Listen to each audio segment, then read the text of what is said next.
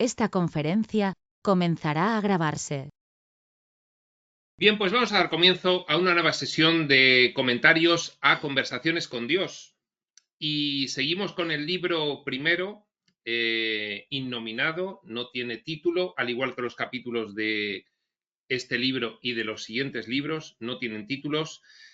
Y seguimos con el capítulo quinto. Hicimos la pasada sesión sobre el capítulo 4, todo el capítulo 4 cupo en una sola sesión, cosa extraña, a diferencia del capítulo primero, que hicimos como más de 10 sesiones. Pues bien, el capítulo 5 también es corto, pero no tanto, con lo cual hoy vamos a hacer la primera parte de este capítulo y sigue Dios contestando la primera pregunta de Nil, de las que formuló en el capítulo número 3 al principio. Entonces, lo que hace Dios es que, a pesar de que ya la ha contestado, es una pregunta de tal calado, considera Dios que es una pregunta de tal calado, que sigue atendiendo las preguntas de Neil sobre este tema y dándole vueltas como hace la información espiritual revelada desde muy diferentes puntos de vista. Pues bien, sin más preámbulo, comenzamos así y habla Neil. ¿Cuál es el auténtico camino hacia Dios? La renuncia, como creen los yogis, y el llamado sufrimiento. ¿Es el sufrimiento y el servicio la vía para llegar a Dios, como afirman muchos ascetas? ¿Ganaremos el cielo si somos buenos, como enseñan tantas religiones? ¿O bien somos libres de actuar como queramos, de violar o ignorar cualquier norma, de dejar de lado todas las enseñanzas tradicionales, de sumergirnos en la satisfacción inmoderada de todos los deseos para así hallar el nirvana, como afirman muchos filósofos de la nueva era? ¿Cuál es el camino? ¿Unos patrones morales estrictos o hacer lo que a uno le venga en gana? ¿Cuál? ¿Los valores tradicionales o improvisar sobre la marcha? ¿Cuál? ¿Los 10 mandamientos o las 7 etapas de la iluminación? Vaya encadenamiento de preguntas hace Neil. Pues bien, vamos a ir viendo cómo Dios va contestando lo esencial a todo esto. Y contesta Dios inmediatamente. ¿Tienes una gran necesidad de que sea un camino u otro? No. ¿No podrían ser todos ellos? No lo sé, es lo que te pregunto, replica Neil. Te contestaré, pues, del modo que mejor puedas entenderlo, aunque déjame que te diga que la respuesta está dentro de ti. Se lo digo a todos aquellos que escuchan mis palabras y buscan mi verdad. Y es una afirmación esencial y generalizada en toda la afirmación espiritual. La respuesta a todas las preguntas está en nuestro interior. Y cuando conectas con tu interior, que no es más que la esencia real de lo que eres, no es más que niveles elevados de tu ser, ya no hay preguntas, porque no se plantean sencillamente. Aún así, Dios le va a contestar con palabras, a pesar de decirle, busca en tu interior.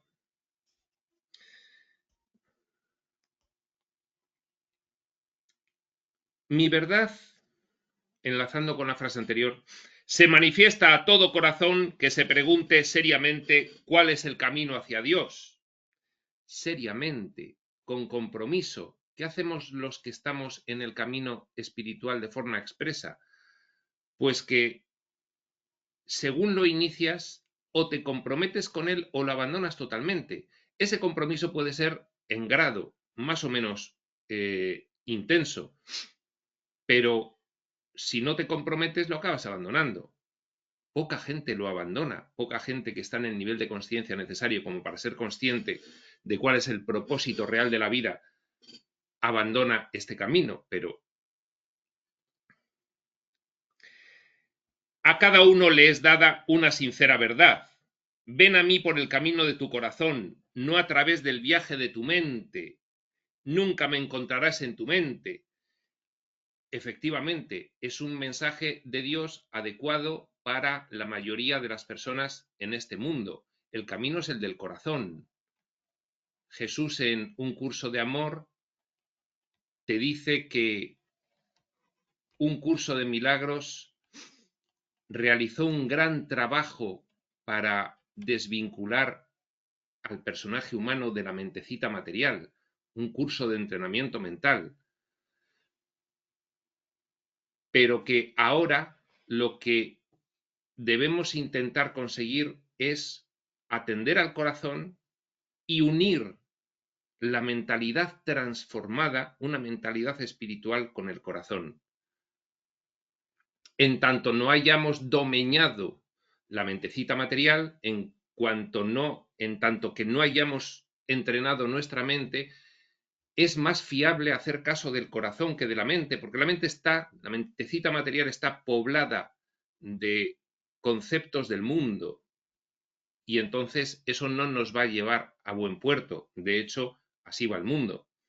Entonces, en primer lugar, es interesante hacer más caso del corazón, de tu interior, que de tu mentecita material, pero después de haber entrenado tu mentecita material, es, como dice un curso de amor, la unión de mente-corazón, la plenitud de la esencia espiritual en la experiencia humana, una vez que has logrado entrenar tu mente. Para conocer realmente a Dios, has de apartarte de tu mente, de la mentecita material de personaje. Pero tu pregunta requiere una respuesta y no quiero alejarme de la cuestión.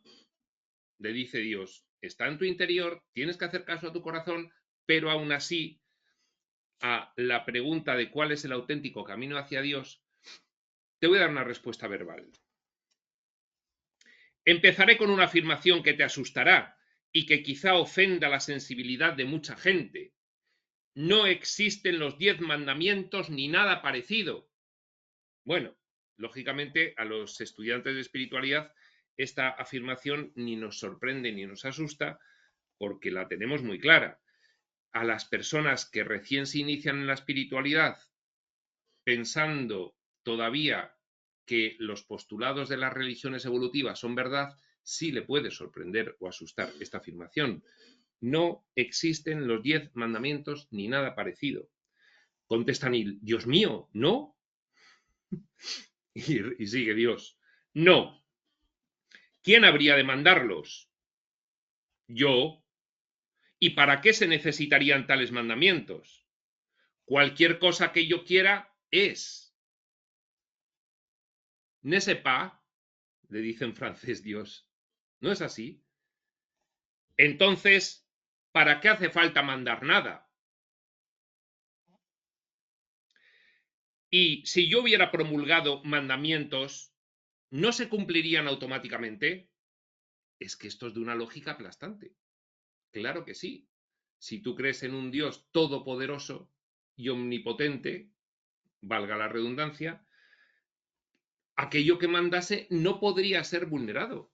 Eso sería una burla a Dios, como diría un curso de milagros. Entonces, ¿para qué establecer mandamientos? ¿Cómo podía querer que algo fuera tan mal que yo lo mandara y luego me sentara y observara que no es así?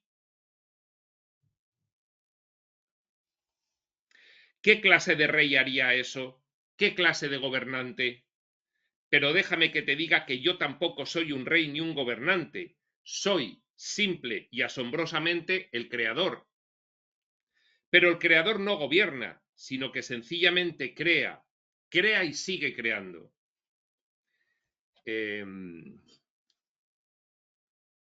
Completamente de acuerdo con el postulado del libro Durantia, definiendo al Padre Universal,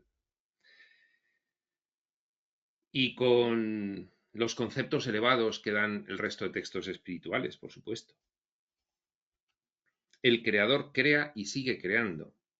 Yo os he creado a vosotros y os he bendecido, a imagen y semejanza mía, y os he hecho ciertas promesas y he establecido ciertos compromisos con vosotros.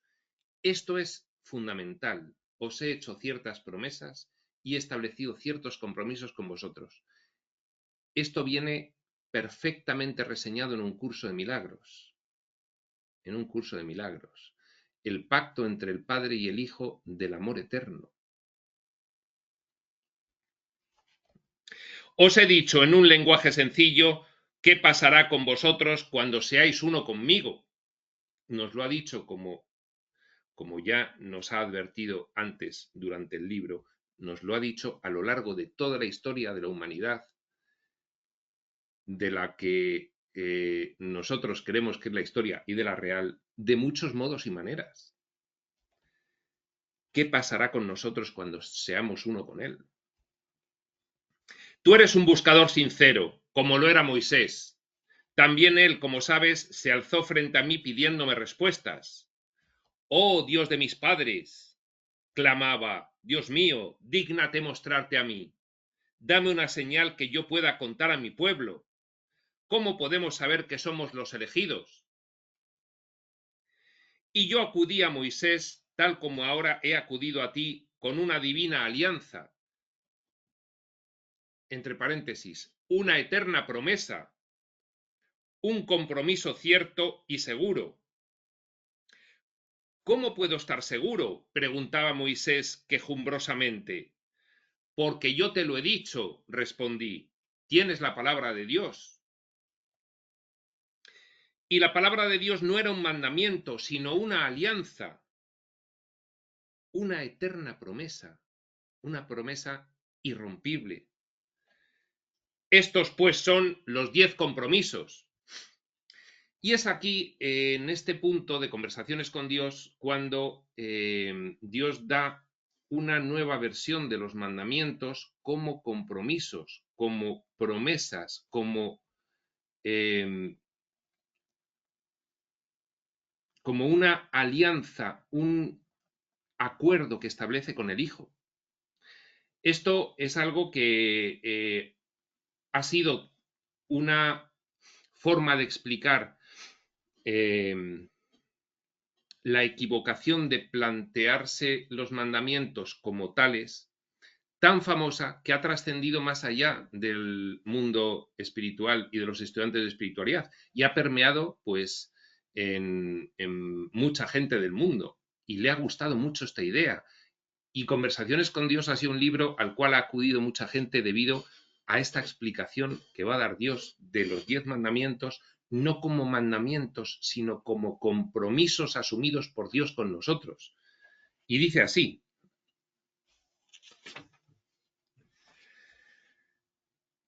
10 compromisos. Sabrás que has emprendido el camino hacia Dios y sabrás que has encontrado a Dios porque se darán estas señales, estas indicaciones, estos cambios en ti. Primero, si has encontrado a Dios, amarás a Dios con todo tu corazón, con toda tu mente, con toda tu alma, y no tendrás más Dios que yo. Dejarás de rendir culto al amor humano, al éxito, al dinero o al poder, ni a ningún símbolo de esos. Apartarás de ti esas cosas como un niño aparta los juguetes, no porque sean indignas, sino porque se te habrán quedado pequeñas. Si tú llegas a conocer a Dios, te dejará de importar lo demás. Amarás a Dios sobre todas las cosas de forma natural, no porque Él te lo mande ni porque una institución te lo mande, sino porque será el efecto preciso y directo de la causa he conocido a Dios. Y sabrás que has emprendido el camino hacia Dios porque, segundo compromiso, no usarás el nombre de Dios en vano, ni me invocarás para frivolidades, entenderás el poder de las palabras y de los pensamientos, y no pensarás en invocar el nombre de Dios de una manera inútil, de una manera impropia.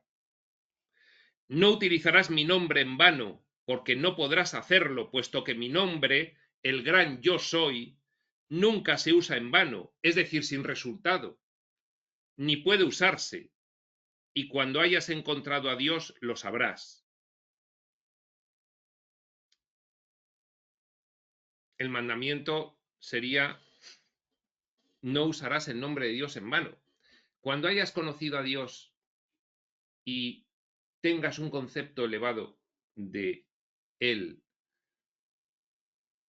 y conozcas el poder de tu pensamiento y de tus palabras, no utilizarás frívolamente el nombre de Dios, dice Dios. Mi nombre es Yo Soy. No lo utilizarás frívolamente porque serás consciente del poder de su uso y solo lo usarás cuando sea menester y pertinente usarlo. Y te daré también otras señales. Tercer mandamiento. Te acordarás de reservarme un día al que llamarás santo. Si tú conoces a Dios, inevitablemente, por muy ocupado que estés, habrá un día que te dediques en cuerpo y alma a esa comunión con Dios. Eso lo hacía Jesús cuando iba con los apóstoles, según el relato del libro de Urantia, recorriendo Judea, Palestina, en su misión pública. Y cada cierto tiempo les decía a los apóstoles que se retiraba él solo para estar en comunión con su Padre, cada cierto tiempo. Pero fíjate lo que dice Dios. Te acordarás de reservarme un día al que llamarás santo. Esto para que lo que hagas no se quede en ilusión, sino que te haga recordar quién y qué eres. Y luego pronto llamarás a cada día domingo y a cada momento santo, el instante santo. Cuarto mandamiento. Si has conocido a Dios, honrarás a tu padre y a tu madre, y sabrás que eres el Hijo de Dios cuando honres a tu padre / madre Dios en todo lo que digas, hagas o pienses. Sabrás que eres el Hijo de Dios cuando el haber conocido a Dios te lleva irremediablemente a honrar a tu Creador, a aquello de lo cual eres parte y fractal. En todo lo que digas, hagas o pienses. Ese es mi compromiso, que eso ocurrirá cuando conozcas a Dios. Y en la medida que honres a tu Padre, Madre Dios, y a tu Padre y tu Madre en la tierra, pues ellos te han dado la vida humana, así también honrarás a todo el mundo. Aquí trae Dios el triángulo que se establece siempre en un curso de milagros. Dios, yo, mi hermano. Conozco a Dios, me conozco a mí, conozco a mi hermano. Me conozco a mí, conozco a mi hermano, realmente conozco a Dios. En cualquier sentido en el que lo hagas, se resuelve el triángulo. Y hay una cosa muy bonita que dice Dios, aparte de que honrarás a tu padre, madre, creador, honrarás a tu padre y a tu madre humanos. ¿Y esto por qué? Porque no en vano, en la planificación de la experiencia humana actual, el padre y la madre tienen un papel que cumplen y el hijo tiene otro papel que cumple, y no es casualidad. Y el diseño que hemos establecido desde otros niveles es por algo, es porque tenemos unas relaciones paternofiliales entre los padres y los hijos que son un recurso de aprendizaje extraordinario. Y no, el conocimiento de la espiritualidad profunda no debe llevarte a menospreciar y a considerar a tus padres y hermanos carnales como cualquier otro. En un sentido profundo, sí, todos son tu hermano, todos son uno de los lados del triángulo. Dios, tú y tu hermano, todos son lo mismo, pero en el personaje humano, en la experiencia humana del personaje, también tiene su sentido. Y hay una relación de diferente calado por cuanto que te tiene que producir unos aprendizajes muy específicos, que es la relación con tus padres y es la relación con tus hijos.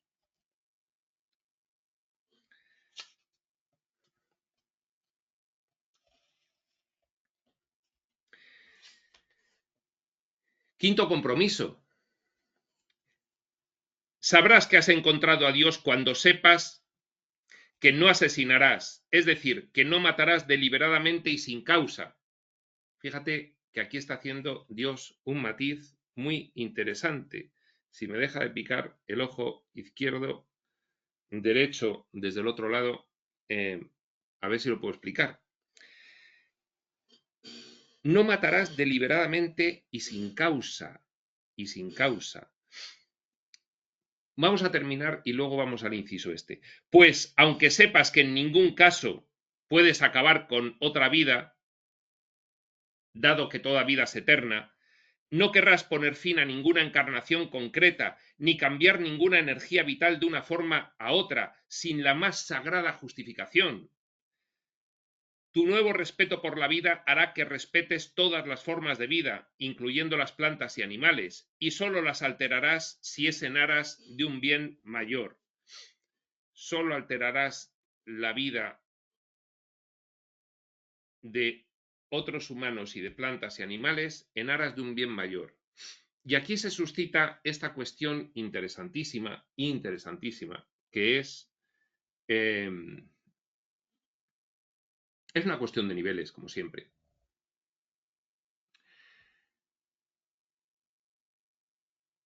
Una persona, digamos, con un nivel de conciencia intermedio, 4 o 5, como estaríamos los estudiantes de espiritualidad en su mayoría ahora mismo, ¿podría considerar legítimo actuar en defensa propia? Esta es una cuestión muy interesante, porque no es la misma respuesta en el nivel de conciencia 4 y 5 que en los niveles de conciencia previos, que en niveles de conciencia superiores. Alguien podría decir, no, la vida es la vida, y entonces no puedes privar a nadie de la vida en ningún caso. Y sin embargo, pues hay reveladores espirituales de importancia que establecen los mismos matices que está estableciendo aquí Dios. Dice Dios aquí, no matarás deliberadamente y sin causa. Solo alterarás la vida de otras personas, animales o plantas en aras de un bien mayor. ¿Qué quiere decir? Por supuesto, que la causa por la cual puedas matar o alterar la vida a otras personas no es una cuestión que sea fácil de dilucidar, que no puedes dilucidarla tú en base a tus intereses personales si tienes un bajo nivel de conciencia. Pero la cuestión más interesante se plantea cuando, por ejemplo, pues recibes una invasión de otras personas que van a arrasar a tu población, a tu familia, y entonces tú te defiendes de esa agresión, plantas cara y no matas por matar, sino solo en tanto en cuanto de no hacerlo morirías tú y toda tu familia. Y ahí se plantea esa gran paradoja que es a la que está haciendo referencia Dios ahora mismo. La vida sagrada es un valor máximo. ¿Pero qué vida? ¿Y bajo qué circunstancias tú debes proteger unas vidas en detrimento de otras? Esto es una cuestión que además es una de las grandes interrogantes de la filosofía de la historia universal, de la filosofía, ¿eh? Es decir, el mundo también se ha hecho esta pregunta y le ha dado resolución. Bueno, pues en guerra, en fin, pues todo vale. Bueno, todo vale, en guerra vale matar, pero no es lo mismo que si eres un invasor que si te estás defendiendo de una agresión. Es que el planteamiento de Dios es mucho más profundo que el planteamiento humano, mucho más profundo, pero sin embargo existe, está, ese planteamiento está, y solo hay que ver algunas ocasiones. ¿Me vienes irremediablemente a matar a mí y los míos? Bueno, quizás si tengo un nivel de conciencia 7, pues aquí me quedo quieto y todos los demás se quedan quietos y recibimos la muerte y se acabó. Pero si no tengo ese nivel de conciencia 7 máximo en la experiencia humana, pues bien, pues no. Si me vienes a matar y no me queda otra posibilidad para defenderte que el que tú pierdas la vida, pues bien, ese es el caso que se está señalando aquí como un matiz. Y es bastante controvertido porque hay que entender muy bien realmente a qué se está refiriendo Dios y qué casuística tiene y cómo llevarlo a la práctica. No tiene nada de sencillo esta cuestión. Pues bien, eso es lo que dice respecto de ese quinto compromiso. Nunca quitarás la vida a nadie, salvo en circunstancias muy concretas que yo no las dice aquí Dios, pero yo he llevado a ese ejemplo. Tú me quieres matar a mí y la única forma que tengo de evitar que tú me mates a mí es perdiendo la vida tú, porque te empeñas en que me tienes que matar y yo no me quiero morir. Bien. Sexto compromiso. Antes del sexto dice, y también te enviaré estas otras señales para que sepas que te hallas en el camino. Sexto compromiso. No mancharás la pureza del amor con la falta de honradez y el engaño, puesto que eso es adulterio. Está redefiniendo el adulterio. Dice, si tú conoces a Dios, de forma natural y espontánea, en ningún caso mancharás la pureza del amor, porque ya empiezas a sentir el amor, que es lo que eres. Nunca la mancharías con la falta de honradez y el engaño. Te prometo que cuando hayas encontrado a Dios no cometerás adulterio, entendiendo el adulterio como manchar la pureza del amor con la falta de honradez y el engaño. Repetimos, porque hay que repetirlo constantemente, dado que como tenemos el programa de los mandamientos, esto no son mandamientos, esto es un compromiso que hace Dios contigo. El día en la experiencia humana en que tú conozcas a Dios, te garantizo que ya dejarás de hacer todas esas cosas. No harás todo eso. No mancharás la pureza del amor con falta de honradez y engaño, porque eso es realmente el adulterio. Séptimo compromiso. No tomarás lo que no sea tuyo, ni cometerás fraude ni estafa cuando cometas a Dios, ni se te ocurrirá ese planteamiento. Ni harás daño a otro para poseer algo, puesto que eso sería robar. Te prometo que cuando hayas encontrado a Dios no robarás, porque cuando alguien ha encontrado a Dios, ha cambiado su sistema de valores, en el sentido de que ya no le da valor a las cosas del mundo y no hay nada en el mundo que le pueda atraer y que justifique ninguna manipulación, porque ahora valora otras cosas y esas otras cosas no se pueden obtener del mundo. Con lo cual, ¿qué es lo que iba a robar esa persona que ha alcanzado el conocimiento de Dios? Ni tampoco quedan el 8, el 9 y el 10. Dice, ni tampoco, cuando conozcas a Dios, dirás algo que no sea verdad y por lo tanto no levantarás falso testimonio. No le verás utilidad a la mentira en absoluto.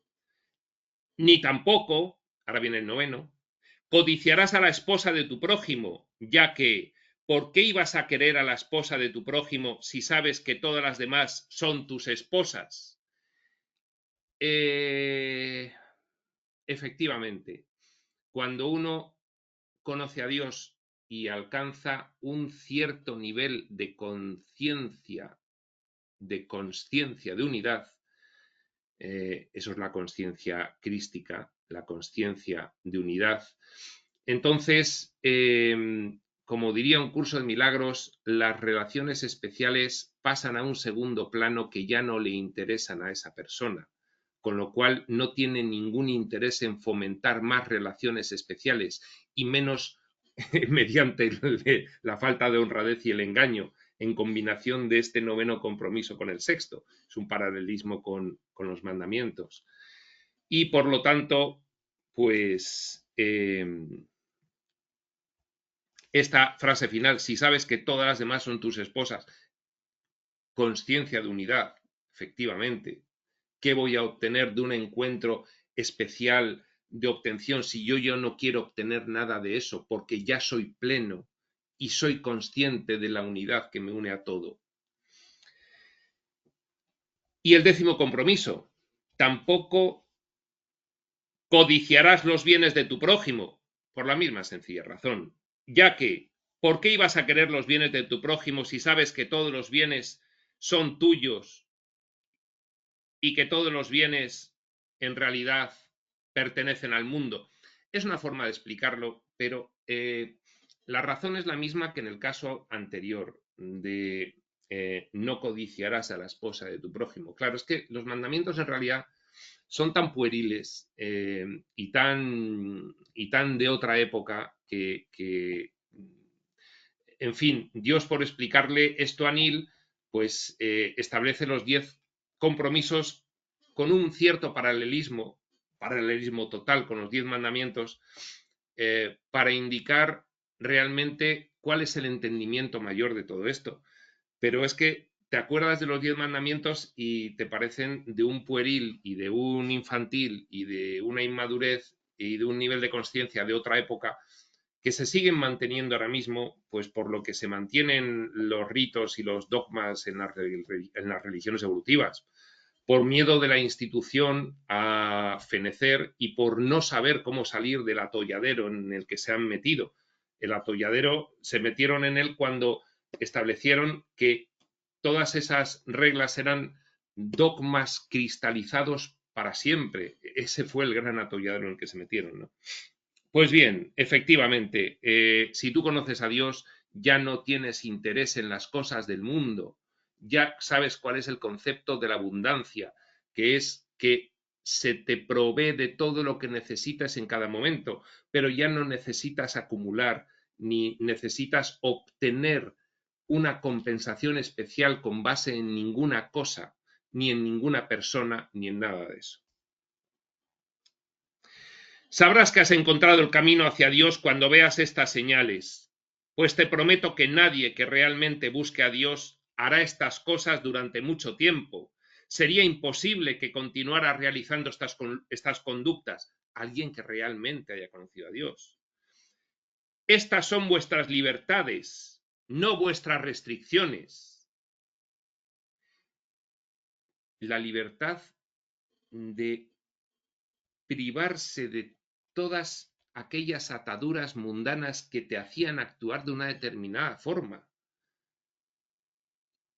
Ya no tienes esas limitaciones, con lo cual ya no tienes condicionamiento a ellas y de actuación de una determinada manera. Ya no vas a volver a hacer eso porque estás en una libertad mucho mayor. Estos son mis compromisos, no mis mandamientos, puesto que Dios no manda sobre lo que ha creado. Libre albedrío funcionando en todos los niveles de la exploración por el espíritu del espacio-tiempo, sino que simplemente dice a sus hijos: así es como sabéis que llegáis a casa, así es como sabréis que llegaréis a casa, cuando os ocurra todo esto de manera natural y espontánea. Moisés preguntaba sinceramente: ¿cómo puedo saberlo? Dame una señal. Formulaba la misma pregunta que tú planteas ahora. La misma cuestión que plantea todo el mundo, en cualquier lugar, desde el principio de los tiempos. Mi respuesta es igualmente eterna. Esto es una cosa que dice el libro de Durantia.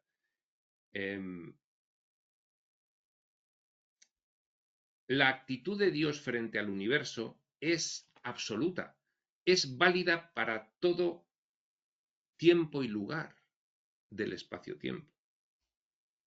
Por eso dice aquí: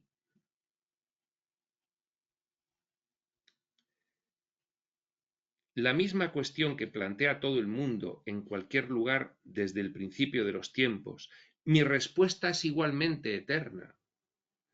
Pero nunca ha sido ni nunca será un mandamiento. ¿A quién iba a mandar? ¿Y a quién iba a castigar si mis mandamientos no se cumplían? Solo a mí mismo. Triángulo, yo, Dios, mi hermano, convertido en el círculo de la unidad. ¿A quién voy a castigar sino a mí mismo? ¿No veis lo ridículo que sería el castigo por mi parte? Y aquí le interrumpe Neil y le dice: entonces no tengo que cumplir los 10 mandamientos para ir al cielo. Y nosotros lo vamos a dejar aquí, porque es más o menos la mitad del capítulo y tenemos que dejar contenido para acabarlo. en esta interrupción de Neil, después de explicar Dios que son 10 compromisos y no 10 mandamientos, le hace Neil una pregunta, entonces no tengo que cumplirlos. Y Dios le va a seguir respondiendo. Pues en este punto nos vamos a quedar, seguiremos en la siguiente sesión. Espero que segunda de este capítulo 5 y que no haya más. Pero eso será en otro momento y hasta entonces, prospector.